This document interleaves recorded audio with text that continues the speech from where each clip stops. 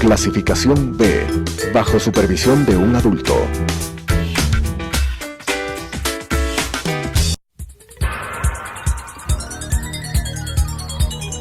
Las opiniones vertidas en este espacio por la producción y dirección del programa son de exclusiva responsabilidad de sus autores y de quienes intervienen en ellos.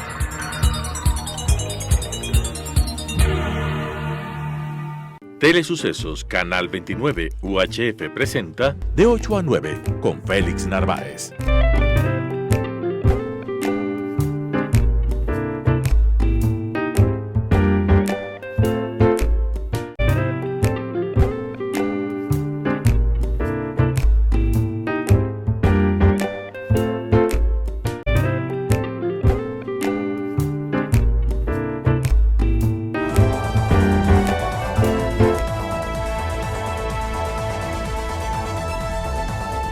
Correspondiente al sábado 3 de agosto del 2019, un cordial saludo a nuestros amables oyentes, a nuestros amables televidentes.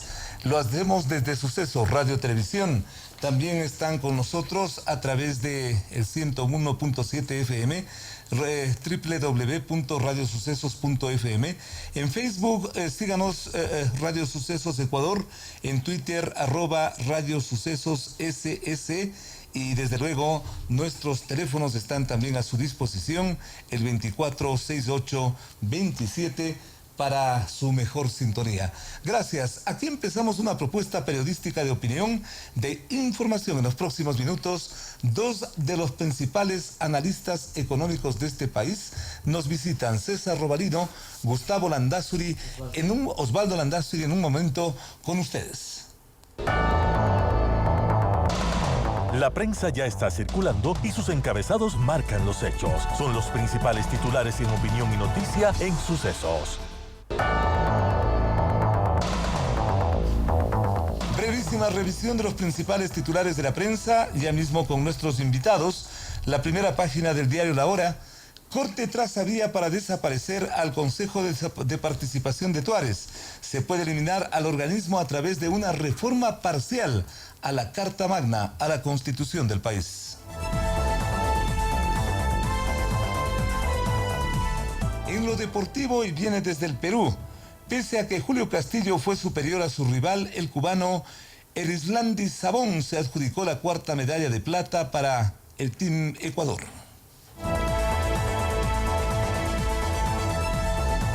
En lo político, el expresidente Correa acumula procesos penales. El expresidente sigue prófugo de la justicia.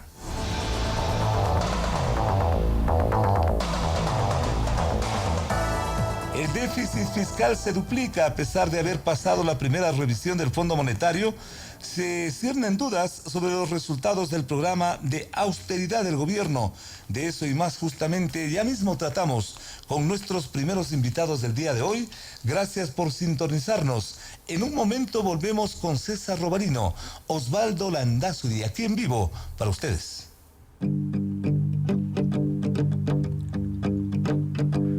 Llegó el fin de semana y tú te puedes informar con periodismo independiente, el que le gusta a nuestra gente. Es opinión.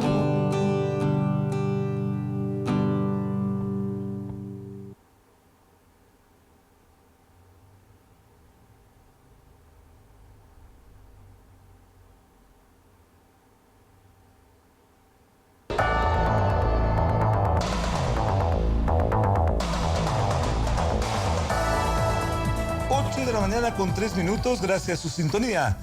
Un lento abandono de la política inspirada por el llamado socialismo del siglo XXI y el aparentemente inevitable retorno al recetario fondo monetarista estarían marcando la economía del país, cuyo estado mantiene problemas tan graves como el desempleo, la desinversión, la baja producción, demanda de crédito, necesaria a ratos y dramática y angustiosa. Pero finalmente se viene el llamado dinero fresco y que al ser gratuito, y que al no ser gratuito, llega atado a condicionamientos cuya aplicación pone en apuros al régimen, cuyo principal problema ahora sería el poco tiempo de vida que le queda.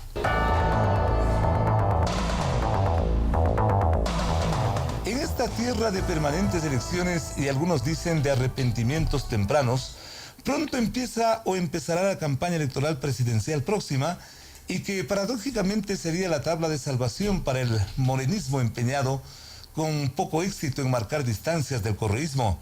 Los escándalos de lo que mal se hizo durante la también llamada década perdida del correísmo parece un conjuro inevitable en el que no calcularon a la hora de entregarle la posta al sucesor.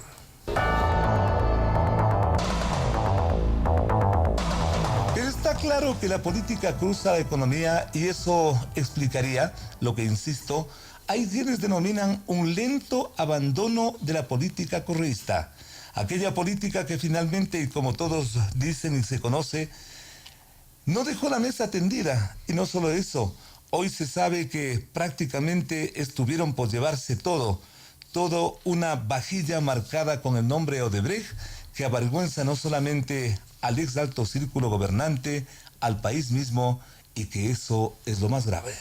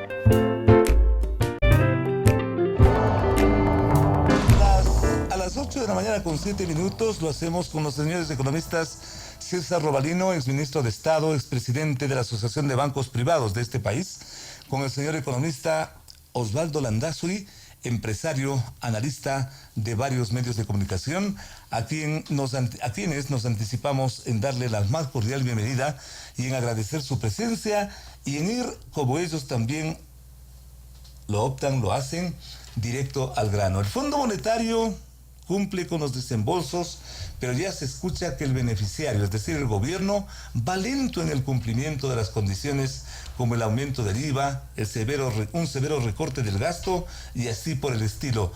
¿Es en esa ruta que se encuentra la economía del país y es lo que todos se preguntan? Empecemos por el economista César Robalino. Economista, buenos días. Gracias, Freddy, muy amable, gracias por la invitación. Es muy amable estar aquí con Osvaldo. Sí. Un gusto tenerle por acá. Pero mire, yo diría, este gobierno prácticamente perdió el tiempo casi 2 años y no atendió a los asuntos de la economía que requerían. Ya pues en este tercer año, y solamente le queda pues el tercer año, porque el cuarto año va a ser de campaña electoral y nadie va a querer tomar medidas. Pero yo digo, uno de los aciertos del gobierno es haber presentado un programa de 3 años al FMI, a los organismos multilaterales, para hacer la política futura con financiamiento, hacer la política que la economía requiere. Sin financiamiento es una tarea mucho más compleja. Pero ese programa tiene algunas deficiencias en mi juicio personal. En primer lugar, sí, ya no es las metas, sino que en primer lugar no contiene un serio problema que tiene la economía ecuatoriana, que es el sistema de pensiones. Uno lee todo ese programa con el FMI y no se dice nada sobre el particular, no se dice nada sobre la deuda enorme de varios millones de dólares que tiene el gobierno con el seguro. Uno de esos es el sistema de salud, por ejemplo. Entonces la pregunta es, ¿qué programa económico puede ser sólido cuando un problema de esta naturaleza no está presente? ¿Cómo van a resolver ese problema? Alguna gente pues que apoya totalmente ese programa dice, bueno, ese problema es tan serio, tan grave, que se requería un ajuste mucho más intenso, que prefiere dejarlo para el futuro. Pero cada vez el seguro se está gastando las reservas. Esa es la primera cosa.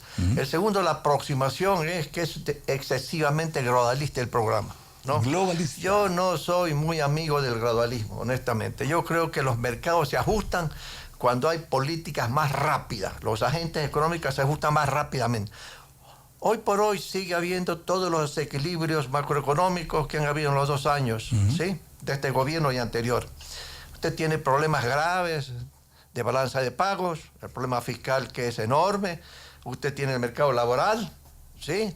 Tiene el mercado monetario, que hay tensiones sobre las reservas internacionales por una serie de razones, y eso no se están atendiendo. Pero el país El aguanta. gobierno, bueno, el país no va a crecer, la economía no va a crecer este año. Hay una serie de informaciones de organismos internacionales que dan ciertos datos, y también el gobierno nacional. Yo creo que la economía no va a crecer nada. Este año. 0 crecimiento este año. Y el año que viene, si toma las medidas adecuadas, crecerá a una tasa mucho menor de lo que crece la población.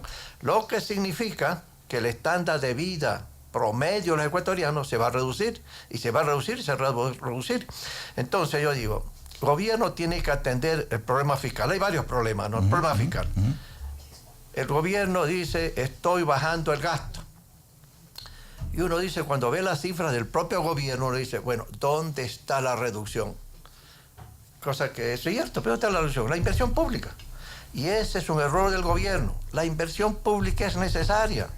El país hacia el futuro necesita inversión pública, necesita ampliación de carreteras, etcétera. La inversión pública. La inversión pública. Y entonces lo que están es sacrificando la inversión pública.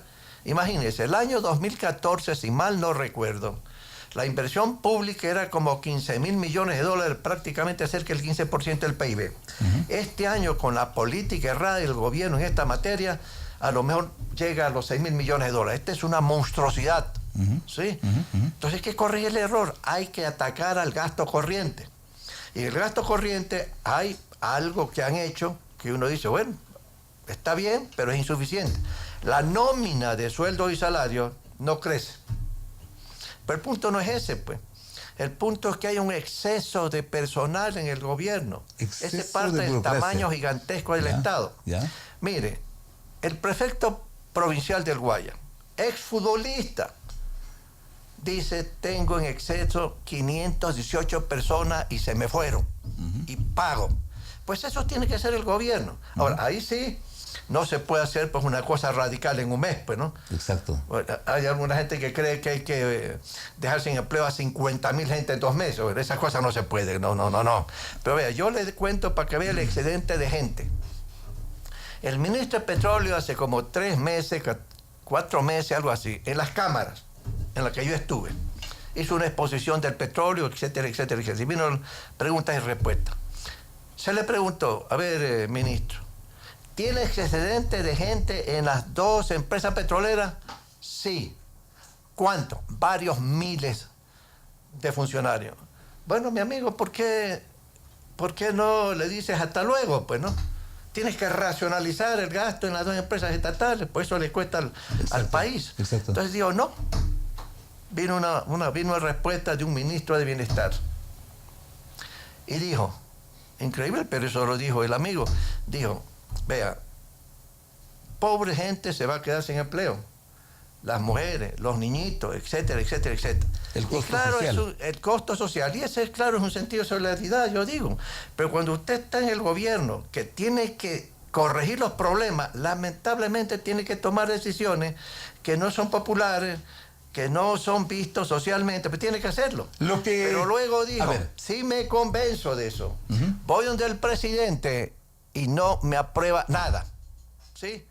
Luego, el ministro del Trabajo no sabe qué hacer, porque sabe que hay gente en exceso en el gobierno, pero no recibe autorización a nivel superior para poner orden y todo eso. ¿Y entonces? El gasto corriente en sueldos y salarios no lo están atacando. Ahí hay donde atacar. Eso implica un problema. Desempleo. Claro, lamentablemente, en una etapa de transición, desempleo. Y eso tiene un efecto de otro tipo. Menos consumo. Es lógico. Y segundo, que toda esa gente que mañana sale del gobierno del trabajo, hombres o mujeres, ¿sí? ¿Qué le dan a los bancos que tienen deuda? ¿Es alto el costo de abandonar toda esa política correísta? Con esta pregunta le queremos decir buenos días también a nuestro invitado, el señor ingeniero Osvaldo Landázuri, analista de prestigio de consulta de varios medios de comunicación. En esta ruta estamos, economista, buenos días. Buenos días, Félix, César, un gusto compartir el panel. Yo creo que el resumen que ha hecho César es claro. En definitiva, lo que sucede es que nos encontramos, yo le he dicho a usted en varias ocasiones, en una encrucijada muy compleja en la que realmente necesitamos un gobierno con liderazgo, es decir, que tenga fuerza política.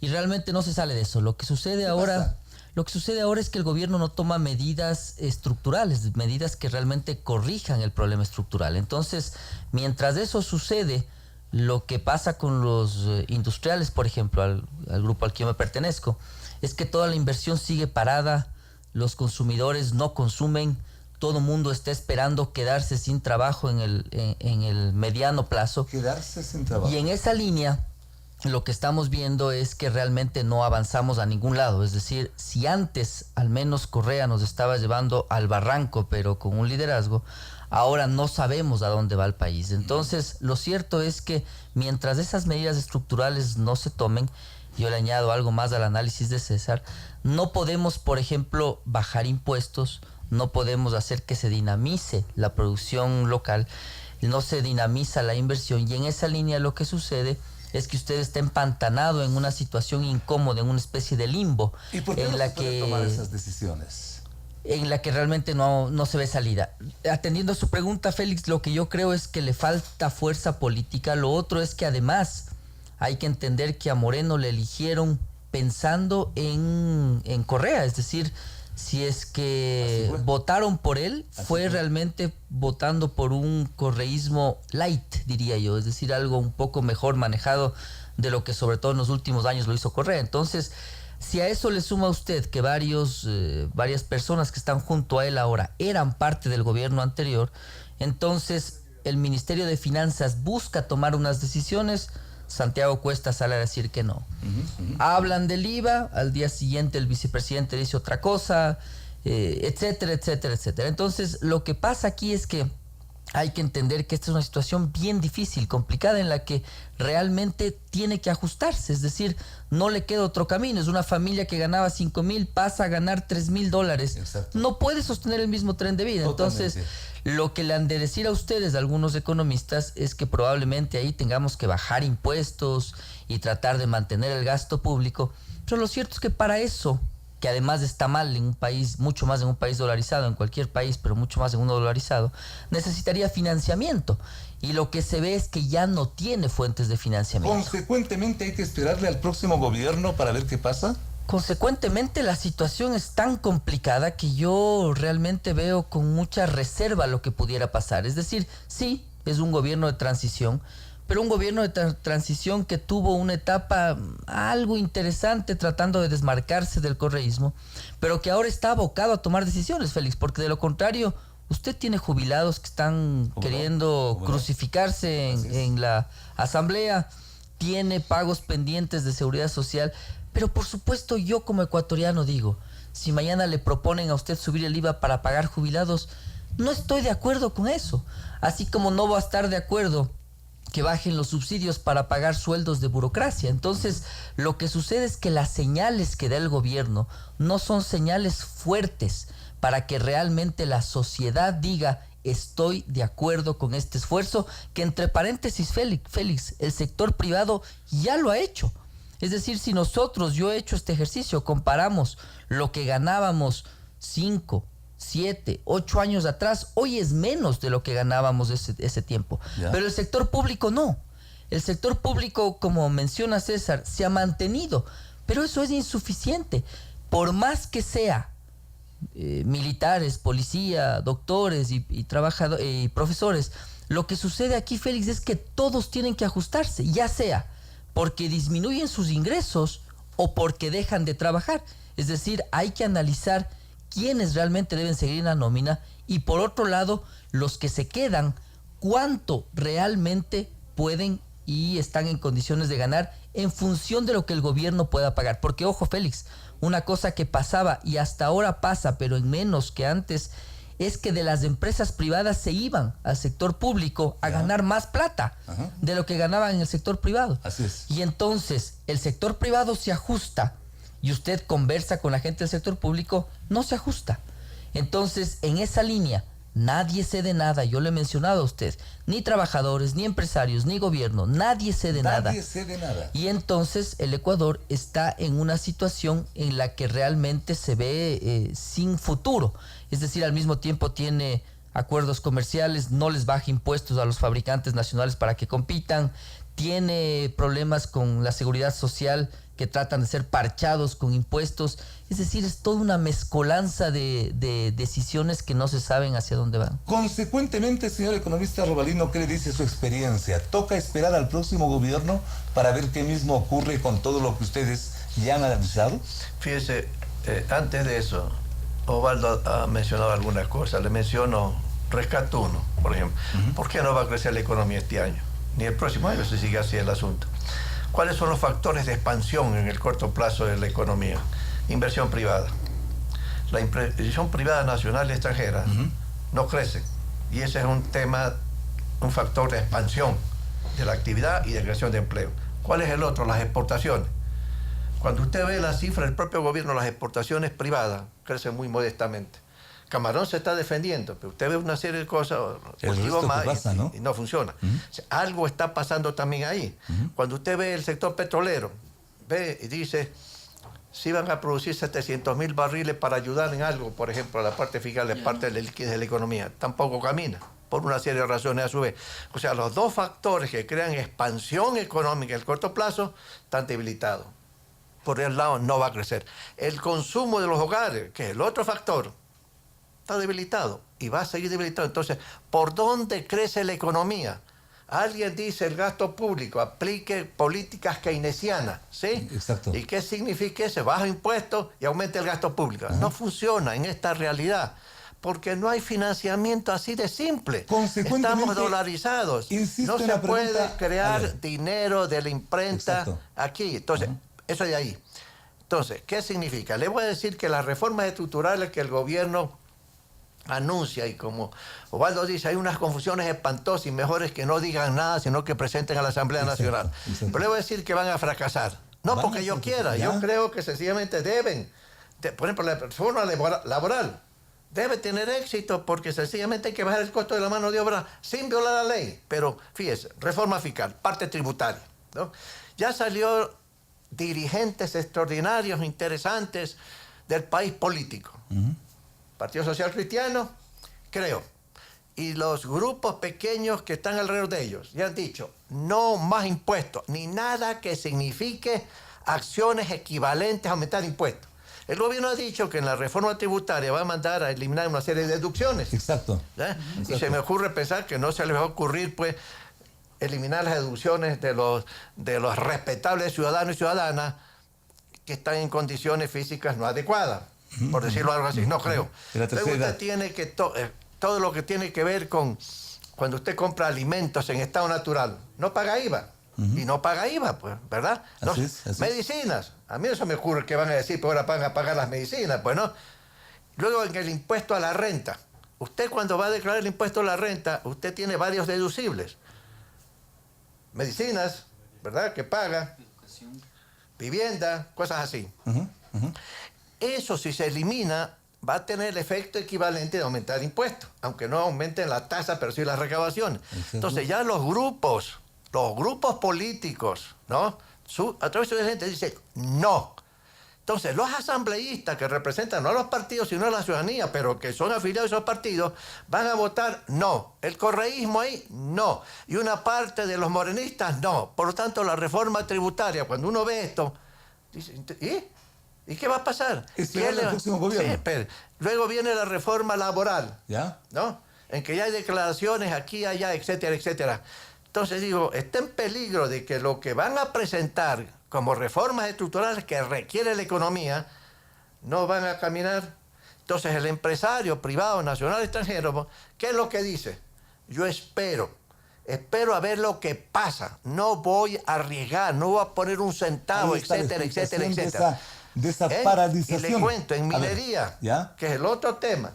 Vean lo que está pasando en minería. Muy expectante, además. Sí, pero mire, ya el prefecto de la SUAY, y como señor está en su derecho, ya está convocando a una consulta popular para decirle, en el Azuay no puede haber actividad minera, punto. ¿Y con eso? Entonces, los empresarios extranjeros que están dispuestos a venir a meter no 1 millón, 2 millones, sino mucho más, cuando ven eso, dicen, aguanten, no hagan nada, esperen. Y eso implica que no hay inversión, pues. Y la inversión es el factor que crea actividad y crea empleo. El desempleo, el empleo adecuado, como le llaman ahora, que está en menos, creo que en 38%, más o menos, algo así. 38%. Va a seguir. Sí, sí. ¿Por qué? Porque la economía no se empuja. Entonces, yo lo que veo con preocupación es que esas reformas estructurales que requieren la economía, como las mencionadas, y no le menciono las tensiones al sistema monetario todavía, ¿verdad? Entonces yo le digo al gobierno, ¿dónde están las alianzas que dices que has hecho para darle sostenibilidad a tu programa? No hay, pues. No hay. Entonces, eso implica un gradualismo excesivo. Gradualismo. No pueden... Aquí hay que tomar medidas radicales, créame. Por ejemplo, precio del combustible. Eso es una facultad exclusiva del gobierno. Ahí no se mete la asamblea. ¿Otro tema? Pero no lo hacen. El otro, el arancel y aduana. Hay que bajar los impuestos arancelarios a las materias primas. ¿Otro tema? Igual que los bienes de capital, por ejemplo. Los dos. ¿Ya? Para abaratar, ¿qué cosa? Abaratar los costos de los empresarios, porque los empresarios están luchando con altos costos. La mano de obra es cara en el Ecuador, como yo digo. No se puede exportar impuestos. El impuesto a la salida de divisa hay que eliminarlo. ¿Ya? Pero claro, el gobierno piensa, y el ministro de Finanzas piensa, 1.000 millones, 1.200 millones que se me van. No digo que no, entonces hay que buscar la fórmula por otro lado para compensar, ¿verdad? Entonces ahí está donde están los problemas. Mercado laboral, hay que reducir el costo de la mano de obra. Yo sé que los sindicalistas van a decir, oiga, si ya no me alcanza mi salario, ¿cómo me va? No hay que reducir el sueldo y salario así, sino que hay que darle la vuelta por otro lado. Claro. Y las cámaras han sugerido algo que no viola la ley. Por ejemplo, las 40 horas. Permítame distribuirle hasta los sábados, ¿sí? Pero yo no pago horas extras, ¿sí? Esa es una forma de bajar costos. O el 35% que se paga en los contratos eventuales. Permítanle. Entonces, uno no paga ese 35% y uno baja costos, sin bajar los sueldos y salarios. Hace 6 años, en la época de Correa, un banquero de inversión en Nueva York dijo lo siguiente: Ecuador requiere reducir los sueldos y salarios nominales en 30%. Cuando usted hace cálculos de productividad en la economía, llega un momento dado que dice la mano de obra es más cara en dólares aquí que en los países vecinos como Colombia, Perú, etc. Y eso es cierto. Entonces, pero no se puede bajar los sueldos y salarios. Yo le voy a contar algo en mi juventud. Permítame contarle de esta parte también, preguntarle al señor economista. Le estamos escuchando muy atentamente. Señor economista Landazuri, en esas condiciones, en esas circunstancias, que era la precisión que queríamos alcanzar con ustedes, ¿no toca esperar más que al próximo gobierno y hasta entonces? Pero lo que sucede, Félix, es que hasta entonces la situación es dramática. Es decir, claro, lo que estamos viendo ahora... ¿Aguante el país hasta entonces? ¿2 años más? Lo que estamos viendo ahora es que realmente se pudiera salir de las manos. Es decir, si es que tiene ahí una línea en la que al no tomar decisiones los actores sociales van enfureciéndose y van cada vez sintiéndole más a esta indecisión del gobierno, probablemente no tenga tanto tiempo como el que usted se imagina. Ahora, en términos generales, lo que pasa es que nosotros hemos propuesto una serie de cosas. Es decir, nos hemos reunido con el gobierno diciendo que tenemos que bajar impuestos a las materias primas, bienes de capital, insumos. La respuesta es siempre que no hay plata. Pero al mismo tiempo, nosotros vemos una situación complicada porque tiene a unas finanzas que están trabajando con las cámaras de comercio, con las cámaras de empresariales que yo he dicho son fundamentalmente de comercio. Y por otro lado tiene un gobierno, es decir, un gobierno central que busca sostener lo poco que le queda, y entonces la combinación es explosiva. Es decir, si usted en estas condiciones, considerando un tipo de cambio real sobrevalorado según el Fondo Monetario en más del 30%, se relaciona muy bien con lo que mencionaba César. Si aparte de eso se da cuenta que nosotros le pagamos el doble a un trabajador de lo que gana en México, por ejemplo. Si se da cuenta que tenemos jubilación patronal en las empresas, se da cuenta que tenemos desahucio, es decir, si una persona renuncia porque se va a trabajar en otro lado, a ganar más, usted tiene que indemnizarle con este desahucio. Y el despido luego. Entonces, lo que sucede es que hay que bajar los costos sin bajar los ingresos de los trabajadores. Yo les he dicho eso, he debatido en varias ocasiones con muchos actores sindicales. Y les he dicho, bajemos los costos sin bajar sus ingresos. Entonces, lo cierto es que eso resulta hoy imposible. Es decir, cuando usted conversa con los sindicalistas, ellos dicen que son derechos adquiridos. Exacto. Y que por lo tanto los empresarios no podemos violar ese derecho adquirido. Entonces, el fondo del asunto, Félix, es que en esta discusión no están interviniendo los que deberían intervenir, que son los que no tienen empleo, que por ahora son la mayoría. Y entonces, cuando usted les pregunta a ellos si es que quisieran trabajar por horas o si quisieran trabajar, pero ganando los $400 y en caso de que renuncie no tendría el desahucio, bla, bla, bla, bla, bla. Exacto. Esa persona le va a responder que sí. Por favor, denme empleo. A mí me preguntan a dónde voy. Como saben que dirijo una empresa, no tendrá un trabajo, aunque sea trabajo medio tiempo, aunque sea voy por horas, aunque sea... Y la respuesta es no. Pero no porque soy una mala persona. Es porque realmente... el deber del administrador es velar por el negocio, por la mayoría. Entonces, estos ejemplos de los sindicalistas realmente, Félix, no llegan a calar. Es decir, ellos no entienden ese tema. Entonces, en este asunto que usted comenta, realmente la duda, Félix, es si tiene esos 2 años. Les tiene a jubilados realmente complicados, les tiene a trabajadores, sobre todo en Quito ya tiene desempleo bordeando los 2 dígitos, que me parece que es histórico. Y entonces la gran pregunta es, si no va a poder cerrar el acuerdo con el fondo, que yo le advertía a usted de la reforma tributaria, yo le dije, va a ser muy difícil que eso pase en asamblea, porque les tiene a todos presidenciables además de eso, ¿no? Les tiene además... ministros presidenciables de este régimen, le tiene a caudillos emblemáticos en Guayaquil, a otros participantes de elecciones que prefiero no decir los nombres para no causar sensibilidades. Lo cierto es que todos son presidenciables y en esa línea nadie quiere enemistarse y no hay alguien que diga, como yo sí lo he dicho años, Félix, aquí hay que hablarle por fin claro al Ecuador. Es decir, tiene que hacerle madurar a la sociedad, decirle que hay un problema y que tiene que arreglar ese problema, por supuesto, velando por los más débiles. Porque si no lo hace... Porque si no lo hace, usted va a una situación que puede ser realmente espantosa, en la que se queda sin dólares, en la que nos quedamos viendo las caras todos, diciendo sí te debo pero no me paga, y el de atrás suyo le dice lo mismo. Qué grave. Y entonces, cuando ya no tiene fuentes de financiamiento, porque yo creo que es un tema bien delicado, Félix, y es el que el Fondo Monetario probablemente sea el último recurso. Si usted fracasa en este acuerdo, agota esa posibilidad, agota ese supletorio, ese septiembre, pierde el año. Es decir, ¿qué significa? Que significa que ya nadie le va a prestar, al menos nadie racionalmente, y entonces se va a quedar sin dólares. Y entonces le va a tener que decir al funcionario público, te comienzo a pagar con papeles. Pasó en Argentina cuando ellos salieron de la convertibilidad. Yo estuve en ese proceso estudiando allá, no en Argentina, en su vecino Chile. Y lo cierto es que usted iba a Argentina y le decían, te pago con patacones, te pago con lecox, que eran monedas de los gobiernos seccionales. Entonces, eso es lo que está en juego. Por eso es que el asunto es muy delicado. Totalmente. Gracias a nuestros invitados. Tenemos las 8 de la mañana con 35 minutos y en los próximos vamos a tratar ese otro aspecto que también atañe a la parte política. Se eliminó la Supercom. 2 de las principales, yo diría, autoridades en esta materia también nos acompañan. Gracias a nuestros invitados. Miren ustedes por qué no se desenlaza este trance de la compleja economía del país. Brillante la intervención de nuestros 2 invitados. Saquen sus mejores conclusiones. Ya volvemos con más.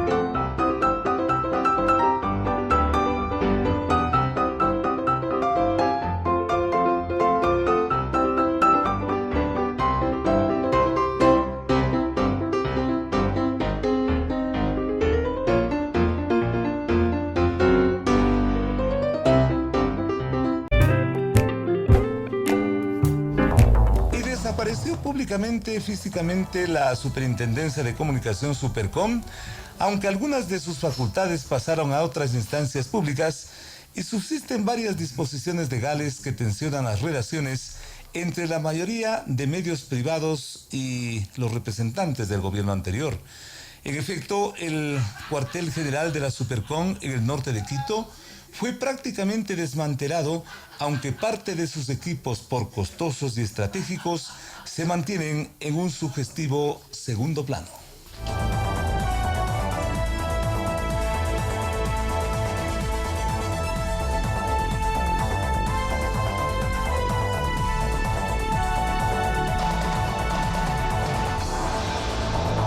En simultáneo, el ex superintendente de comunicación de la Supercom, Carlos Ochoa, salió del país, dado que sobre él pesan acciones legales por posibles delitos como la alteración documental de la propia ley de comunicación. La situación es altamente conflictiva y por eso, a partir de este momento, nos honran con su presencia Francisco Rocha y Hernán Reyes. Francisco Rocha, secretario ejecutivo de la Asociación Ecuatoriana de Medios Impresos, AEDEP, y ex asesor también en materia de comunicación durante el anterior gobierno, el doctor Hernán Reyes. A nuestros invitados, gracias por estar aquí, es decir, con ustedes. Nos quedamos sin Supercom. ¿Y ahora qué hacemos? Francisco, buenos días, ¿cómo estás? Buenos días, Hernán. Buenos días a la ciudadanía. Bueno, ¿qué hacemos? Seguir trabajando para que, en el caso nuestro, por convicción, que desaparezca la ley de comunicación. ¿La ley de comunicación? Sí, la ley. La ley en general fue un instrumento para, si bien había la intención de regularizar y todo eso, había una ley de radio y televisión que se podía referir a eso, pero la ley de comunicación, intentando estructurar una forma de controlar el derecho a la información y a la comunicación, uno podría decir, sí, la desaparición de la oficina de persecución al trabajo de la comunicación, de los periodistas y de los medios se ha cerrado. Es un logro, es un avance. ¿Y eso es bueno? Sí, es bueno, es un avance, no es todo lo que se necesita en cuestión de libertades. En cuestión de libertades casi nunca se termina el trabajo, Félix, casi nunca. Pero creo que es es un símbolo de cerrar una etapa muy oscura en donde muchos de los que estaban en el gobierno querían aplicar algo así como el pensamiento de la dictadura del proletariado y un marxismo medio raro, porque parece que algunos ni siquiera lo habían leído bien, para controlar y tener un estado de propaganda para que solo sea una voz la que estén. Con ello se han acabado. Yo diría que este gobierno tiene ese mérito, en medio de lo poco que se le puede reconocer, hay que reconocer que te da una amplitud para poder trabajar. Eso no significa que no se discrepe, que no tengas que cumplir determinadas cosas, pero sí se cierra una etapa más oscura de la relación Estado, ciudadanía y medios de comunicación.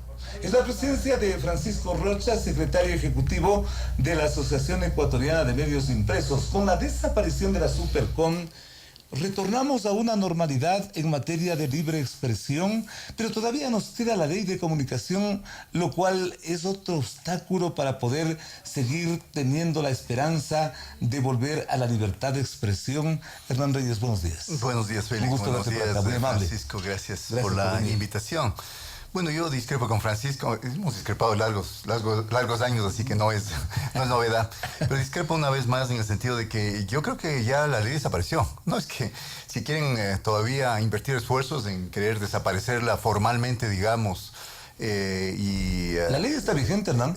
Está vigente, pero es un papel muerto. Es simplemente un cúmulo de buenas intenciones alrededor de un eslogan que fue precisamente el que se utilizó para hacer los cambios, las reformas últimas a la Ley Orgánica de Comunicación, que fue el caballo de batalla, digamos, de los sectores mediáticos que tienen mucho poder, de aquellos sectores que tienen poder, porque hay sectores mediáticos que no tienen poder, como los medios comunitarios, a quienes les han ninguneado, por ejemplo, en este gobierno, de la manera que han querido y creo que han manipulado mucho también al sector comunitario, pero en realidad la ley de comunicación no existe. No Está existe simplemente en el papel, el momento en que parte de las reformas... mojado, como se dice. Es un papel mojado, es una buena expresión. El momento en que las reformas que fueron hechas a puertas cerradas en Cordicom, con presencia de sectores privados, con presencia de sectores políticos, político-mediáticos, de activismo político-mediático, Fundamedios es un sector fundamental en ese sentido, y con la SECOM, sin ninguna participación de la ciudadanía, absolutamente ninguna, sin ninguna participación de los medios de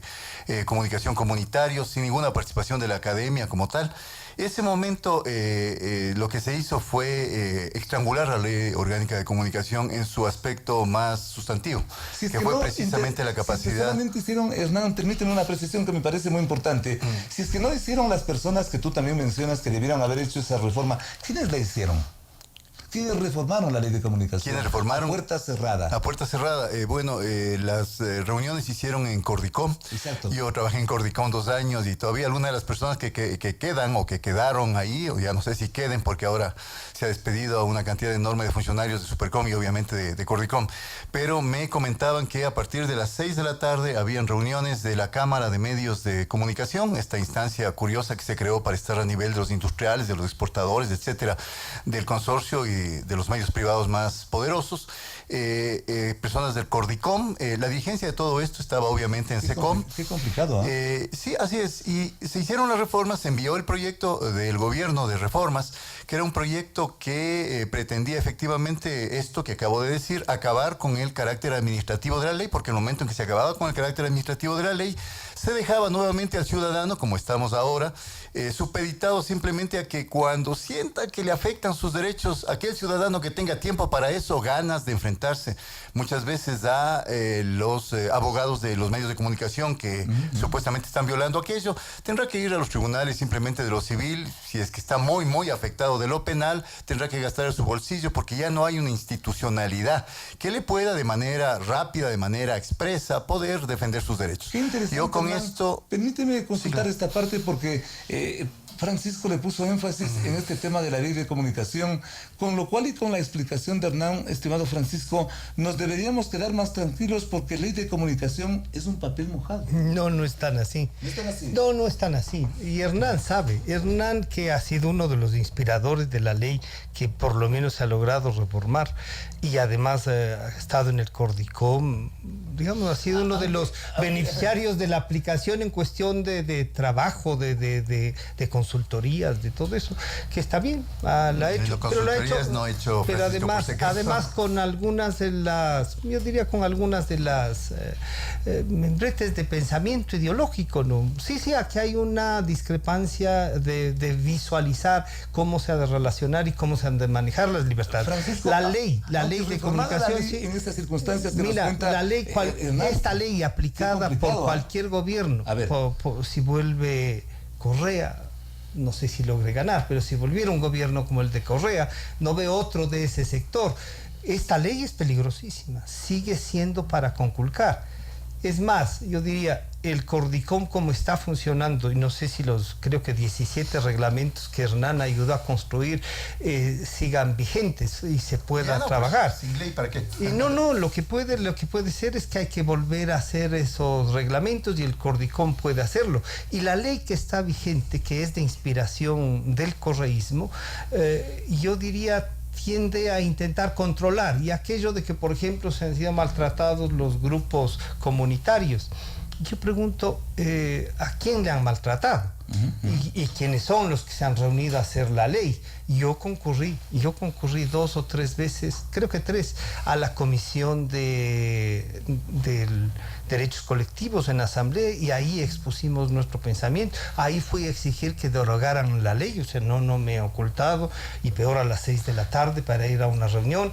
He tenido reuniones con el superintendente encargado, nos hemos reunido, le he visitado en su despacho a decirle que hay que trabajar para eliminar la ley, para eliminar, obviamente, esa superintendencia con 41 artículos que fueron incluidos en una ley inconstitucionalmente y que se puso en vigencia. Consecuentemente, el Cordicom, una especie de supercom camuflada, ¿no? En absoluto. ¿No? El Cordicom es una instancia totalmente afín al discurso oficialista del gobierno del presidente Moreno. Es un organismo que, yo diría, cubre las apariencias de que todavía se está haciendo algo desde el Estado para hacer esto de, no sé, cursos de capacitación para periodistas, únicamente apariencias. Porque en realidad las atribuciones que tenía la Supercom, sobre todo, por ejemplo, en el tema del monitoreo de medios, y que sería bueno hablar con eso también, porque se hizo una inversión importante ahí, y yo quisiera saber dónde va a quedar esa inversión, quién va a seguir haciendo el monitoreo de medios, porque si es que en un país porque no además se hace, hay una infraestructura, hay un programa que se llama Videome, creo que es el nombre, que creo que costó $1,5 millones, que finalmente me parece que fue puesto utilizado, digamos, adquirido por la Supercom, no sé si en el año 2016, y que es un programa bien interesante porque si es que, por ejemplo, lo que se monitorea de los medios de comunicación se pusieran en manos de las universidades. Yo mismo, que soy profesor de 2 universidades en comunicación, podría trabajar con mis estudiantes mostrándoles efectivamente cuál es el escenario de la comunicación en el Ecuador. Por ejemplo, qué niveles de precisión, exactitud, que es la misión fundamental del periodismo, existe por parte de los medios de comunicación. ¿Qué nivel de pluralidad existe en la radio, en la televisión? ¿Qué nivel con ese monitoreo? Con ese monitoreo, por supuesto, y es un monitoreo a nivel nacional. ¿Ya? Entonces yo creo que esto era extremadamente importante, y es extremadamente importante, y ahora quisiera saber si es que la Cordicom, el Cordicom, perdón, de lo que me han dicho, no tiene la menor idea de cómo utilizar siquiera la programación, porque por supuesto lo que se hizo fue despedir, luego que se elimina, y así fue la jugada política, se elimina Supercom, se despidieron prácticamente al 80% de los funcionarios, un 20% pasaron a Cordicom, pero ese 20% que pasó a Cordicom, que creo que eran de 30 que trabajaban en monitoreo de este programa, quedaron 5 personas, no tienen ninguna direccionalidad para que hagan ningún monitoreo. Porque la pregunta es, ¿para qué hacer monitoreo? Si a los medios de comunicación ahora, con la muletilla esta de la autorregulación famosa, que fue parte del discurso en el cual al cual ha defendido efectivamente Francisco, porque si es que yo he estado de un lado de la orilla, Francisco ha estado del otro, y cuando yo hablo del otro lado de la orilla, ha sido precisamente de los medios de comunicación privados que antes que exista la ley, ya arremetieron contra toda posibilidad de regulación. La mejor frase que ahora efectivamente está reconfirmada por las palabras de Francisco es: la mejor ley es la que no existe. Yo me pregunto, ¿cómo así en el campo de la comunicación no van a existir leyes? No van a existir normativas reglamentarias, no van a existir obligaciones que tienen que cumplir no solamente medios de comunicación, no solamente periodistas, sino también propietarios de medios y el propio Estado. El Estado, por ejemplo, tiene que cumplir, entre otras cosas, su obligación de redistribuir democrática y equitativamente las frecuencias. Volvimos a la ley de la selva ahora. Se eliminó el último concurso, se dijo que se iba a hacer una revisión frecuencia por frecuencia. Hubo muchos medios de comunicación comunitarios y organizaciones sociales que invirtieron recursos ingentes en poder participar en el concurso. Algunos de ellos ganaron. Yo me pregunto, ¿por qué no se dice absolutamente nada de eso? Es un silencio sepulcral. Y más bien ahora volvemos a una etapa que yo creía superada, que es la etapa de la guerra entre medios. Está el señor el Fantasma González, entonces se les llaman así, es así, él se dice así, dueño de muchos medios de comunicación acá en el país todavía, al cual se le quitan ciertas frecuencias. Yo estoy diciendo para tapar las apariencias fundamentalmente. Por el otro lado están medios de comunicación que no quieren verse perjudicados en el mercado, llamémosle así, y que utilizan esto para atacar. Volvemos a la guerra que había entre Teleamazonas y TC Televisión allá en los años de gobierno del presidente Lucio Gutiérrez. Y entonces yo digo, el gran perjudicado de todo esto ha sido el ciudadano, porque el ciudadano ahora está absolutamente impasible viendo que tenemos frente a nosotros un escenario de un periodismo tremendamente en crisis, un periodismo tremendamente falto de profesionalidad, un periodismo que está uniformado en un pensamiento de decir todo lo que hace el gobierno está bien, y si no, revisemos, porque yo he hecho ese trabajo en clase, revisemos lo que dicen los grandes medios, lo que no dicen los grandes medios, porque muchas veces los silencios son mucho más ruidosos que precisamente los lenguajes que se utilizan, y desde ese punto de vista, yo digo, hemos retornado a una etapa yo diría casi anacrónica, donde bajo esta idea de libertad de expresión cada cual puede hacer lo que quiera. Yo les invito a la audiencia, por ejemplo, a escuchar determinados programas de radio en horario familiar, programas pseudo de deportes, sobre todo de una emisora que fue sancionada 17 veces, y yo digo con toda justicia, debió haber sido sancionada 20 veces esa emisora. Tanto así que ellos asumieron tanto su culpa que las últimas veces que fueron a la audiencia fueron en calzoncillos. Es decir, ya una burla absoluta a la ciudadanía, a la gente, etcétera, diciendo, nosotros tenemos la posibilidad de decir lo que nos da la regalada gana, como dicen estos señores. Venía escuchando el otro día esta emisora y no solamente dice las mismas sandeces que dice antes, por esta última vez escuché una cosa gravísima que era inducción al consumo de bebidas alcohólicas en una programación deportiva. Se pasaron hablando media hora, Félix y Francisco, media hora estos señores, de lo que significaba hacer una fiesta, un chupe, como les llaman ellos, entre ellos, media hora que yo me demoré desde el Trébol hasta el lugar donde yo llegaba, para decir, sí, vamos a invitar a tal persona, porque este sí chupa, y hay que chupar, y yo le entro duro al chupe, etcétera. Perdónenme, veamos la televisión. ¿Qué pasa en la televisión con los programas de estos famosos que la gente ya estaba harta? Hernán, permíteme que le consulte en este punto, porque la descripción que tú haces también es alarmante. Es alarmante lo que tú nos dices. Panchito, como que salimos de Guatemala para caer en Guate peor, según esta descripción de Hernán. El manejo de las libertades siempre son difíciles, ¿no? El homogenizar a la gente, el controlar siempre va a ser más fácil porque la puede someter, y más aún desde el poder. La primera parte de la descripción de Hernán me recuerda varias de las teorías con las que luchábamos en contra de la ley de comunicación, porque Hernán representa el pensamiento de un gobierno que quiso someternos. Siento mi propio pensamiento, Francisco. Sí, pero cuando Hernán, cuando tú me dices, no, pero es que las personas también hacen, Hernán. Cuando tú dices, representa el pensamiento de los grandes medios, me parecería falta hasta de respeto. No, sí represento, y creo que me han nombrado porque he logrado interpretar eso y han acordado conmigo mi pensamiento, porque los medios me han contratado sabiendo lo que pienso y lo que he defendido a lo largo de estos 30 y pico de años de ejercicio profesional. Yo no me adscribo al pensamiento del gobierno anterior. Estuviste ahí, Hernán, les ayudaste, les trabajaste, ayudaste a trabajar el pensamiento. Es como cuando dices Fundamedios cumple su rol, ha hecho un gran trabajo, nos ha demostrado una cosa. Entonces, uno dice, ¿a título de qué? O sea, muchos de los, perdón, Félix, muchos de los periodistas... Nos quedamos sin ley, es que no es cierto, no es así, pues. O sea, cuando uno dice, a ver, los ciudadanos nos quedamos sin saber qué hacer, nos han quitado, ¿y los últimos 10 años qué teníamos con la ley de comunicación? ¿A quiénes demandaron? A los medios, a los periodistas, que nos falta a los periodistas profesionalismo, nos dice un profesor de comunicación. Por supuesto. Que nos falta eso, que estamos sometidos a los dueños de los medios. No.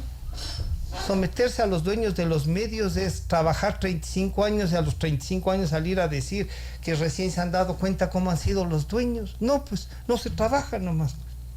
Si tú estás trabajando para delincuentes, no puedes trabajar porque formas parte de eso. Yo he trabajado en medios de comunicación, yo he trabajado en el Estado, y yo he tenido, o por lo menos intenté en estos 10 últimos años, lo que dirían ahora unos emprendimientos propios. Me costó porque estaba con mi pensamiento en contra del gobierno que se apoderó de todo. Y ahora nos damos cuenta que era una banda de sinvergüenzas, que no es que vinieron a poner ideas para manejar el Estado, vinieron a robarse, se robaron. Y cuando me dice Hernán las frecuencias y ahora vemos que se pelean nuevamente, no, la pelea entre dos canales eran por lo de los bancos. Y eso, por ejemplo, es bueno. Y eso es un tema constitucional. Eran por el tema bancario, los unos eran dueños del banco y el otro sí, no tenía nada que ver. Ahora, ¿con quién están? ¿Quién le dio las frecuencias al señor González? El gobierno anterior. ¿Cómo le dieron? No sabemos cómo le han dado. Y para legalizar eso, que era una cosa constitucional, le hicieron un reglamento y le dieron. Entonces, no. El problema empezó en el anterior gobierno. Por supuesto, en el anterior gobierno. Las frecuencias del fantasma. El tema de la rifa, de la feria de las frecuencias, no es que empezó en el anterior gobierno solamente. Nos tenemos que retrotraer a los años 80 y 90. Para eso hay y sabe perfectamente bien Francisco, informes especiales de la Comisión Especial Auditora de Frecuencias, donde había gente muy respetable, José Ignacio López Vigil, estaba CORAP, estaba una serie de personas muy respetables. Hubo un informe de la propia CORAP, un informe de Contraloría, es decir, se hicieron desde los años 80 en adelante una feria de frecuencias. ¿Cuál era el modus operandi? Si es que hablamos de delincuentes, de estos delincuentes que estaban tomados de Arcotel. Para entender. Básicamente, representantes de medios de comunicación privados en la autoridad de telecomunicaciones dando a sus panas frecuencias. Eso es lo que dice el informe de frecuencias. Así de simple. Un informe de 500 páginas que cualquier persona puede verla en internet. Está colgado. Mira cómo ocurrió, Pancito. Entonces, yo no voy a discutir de cómo se han repartido los delincuentes. No. Esos dos informes que dice Hernán estaban en conocimiento nada menos de que la Asamblea Constituyente, que era todopoderosa en el 2008, dijeron que iban a hacer algo. Hicieron algo a los 10 años. No lo hicieron. Y tenían contralor de 103/100. Tenían contralor de ellos, nombrado por ellos, ratificado y reelecto por ellos. ¿Qué pasó? Y ahora nos preguntan al resto qué pasó con esos informes. Siguen ahí guardados. ¿Y? Ahora han dicho que esos procesos no sirven, que esos procesos han estado viciados, como Hernán dice, han estado viciados y viciados desde que era la Dirección Nacional de Frecuencias. Bueno, el país ha tenido delincuentes desde siempre, parecería, pero no ha sido pues un grupo tomado del Estado para todo, no. Entonces uno dice, a ver, veamos esos informes. Yo creo que es indispensable tener un baño de verdad, incluso en eso. Un baño de verdad que nos diga qué. Que nos diga qué pasó con las frecuencias, quiénes tienen derecho, cómo no, que se aplique la ley, porque aquí les han violado el 33%. En todos los años de aplicación de la ley hay un 33%, incluidos los que estaban concursando.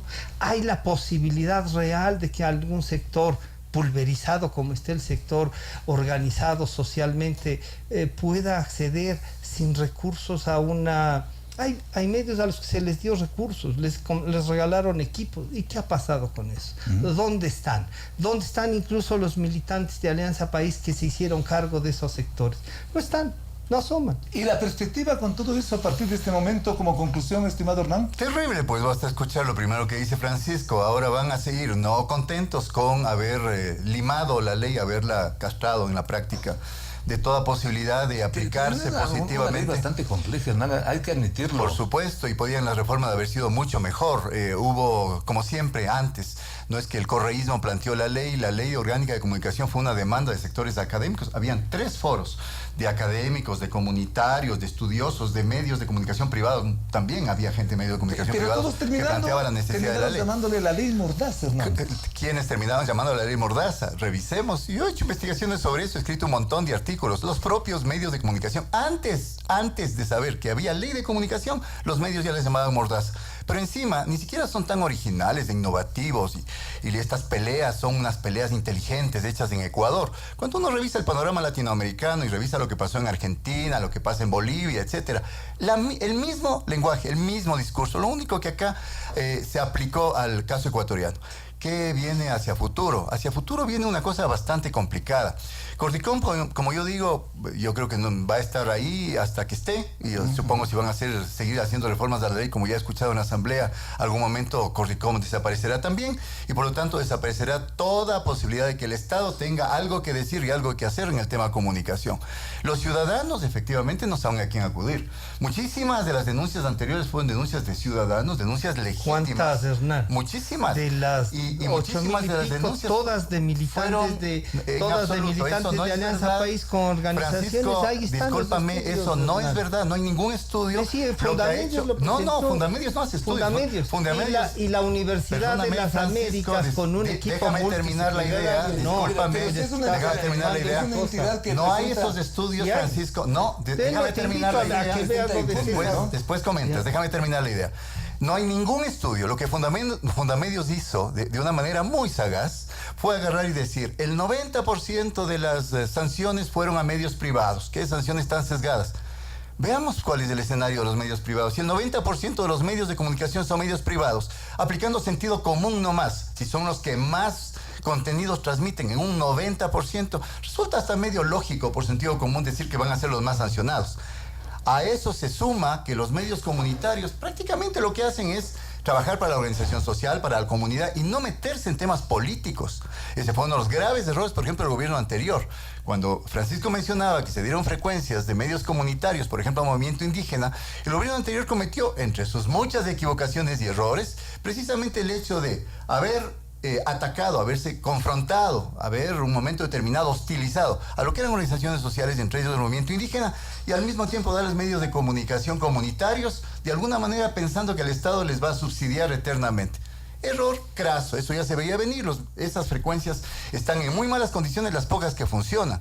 Lo que nunca el gobierno anterior hizo, ni hicieron los gobiernos anteriores al gobierno anterior, ni hace este gobierno anterior, es agarrar el toro por los cuernos y decir, por ejemplo, aquí el problema está en la concentración de medios de comunicación que existe. Uno, la concentración no se ha terminado, la Autoridad de Telecomunicaciones tiene en sus manos estas papas calientes. Dos, terminar con el discurso único de los medios de comunicación que, por su tema comercial y por la rentabilidad, son capaces de trabajar con poco profesionalismo y son capaces de incorporar en sus programaciones contenidos que no tienen absolutamente nada que ver con un interés público. El ejemplo que puse, entre otras cosas, que uno ve la programación televisiva, la ve llena de telebasura. Yo les llamo telebasura. ¿Y esa parte, mi estimado Pancho? No, eso hay que tratarlo. No solo que es preocupante, creo que digamos, se agudizó en los últimos 10 años, porque tenían que llenar con cualquier cosa, porque la ley les impuso determinadas, no había cómo hacer algunos trabajos, sino había que prácticamente trabajar, y aquello que el 90% de los privados, cuando el Estado llegó a tener el 60% de los medios de comunicación, o porque había hecho de su propio trabajo, había incautado y había trabajado con todos sus medios, el 60% fue estatal. ¿Dónde salió y entonces también están ahí en los Fundamedios, seguramente. Dice que Fundamedios no es, mira, Fundamedios puede agradarnos o no agradarnos, hace los estudios como todos los estudios, pueden gustarnos o no gustarnos, pueden ser, lo que podemos ver si son rigurosos, si cumplen algunas cosas. Yo acabo de ver un gran trabajo hecho, incluso un análisis de las sentencias y de las resoluciones de la superintendencia desde su existencia, hecha por un grupo multidisciplinario encabezado por el doctor Ulloa, César Ulloa, que tiene todo un análisis de sentencia por sentencia, y puedes acudir a la resolución de la Supercon, que fue toda una persecución, porque hay algunos argumentos manejados para sancionar a medios dependiendo de qué medio es. Y entonces ahí vemos si es que le hemos sancionado. Hay cosas que, como decía, lo del sábado, no se puede juzgar a los medios públicos porque el presidente no es motivo pues, o sea, él sí puede decirnos cualquier cosa, como nos cuenta que dicen en la radio redonda. En los sábados eran más o menos una radio redonda, entonces, pues las sabatines. O no recuerdas cuando nos ponían la babosada de la semana, los miserables del martes. O sea, y ahí no había nadie que diga, oiga, pero tienen derecho pues a expresar su opinión, tienen derecho. Entonces, yo diría, Félix, la comunicación como derecho tiene que ser tratada así, porque los derechos de uno terminan donde comienzan los del otro. Así es. Los derechos de los medios pueden estar ahí para estar al servicio de la ciudadanía desde el punto de vista, y cuando nos dicen que es comercial, que sí tenemos que vender, claro que tenemos que vender. Y claro que hay que vender el periódico y hay que vender publicidad, porque hay que pagar periodistas, hay que pagar voceadores, porque hay que pagar... O sea, es una industria también. ¿Para qué ha de servir esa industria? ¿Para asaltar el país? No, pues eso sí hay que poner límites. Y es que los medios de comunicación, y por lo menos a los que yo represento y que me han invitado a trabajar por esta forma de pensar, porque no es que yo he ido a adecuar mi pensamiento a los medios, no. Yo he ido es con mi forma de pensar de siempre, y me han dicho, creemos que esta es una visión de lo que hay que trabajar. Solamente agradecerles a nuestros dos invitados, muchísimas gracias por la altura, por la frontalidad y por la forma de expresarse. No esperábamos más de gente con cultura, de gente con conocimiento, como Hernán Reyes, como Francisco Rocha. Mucho que comentar, mucho que decir a partir de la desaparición de la polémica Supercom, pero ustedes así tienen suficientes elementos para que los analicen, para que los piensen en lo que vienen de los siguientes días y Dios mediante nos volvamos a encontrar la próxima semana. Gracias a nuestros invitados. Hasta entonces. Gracias.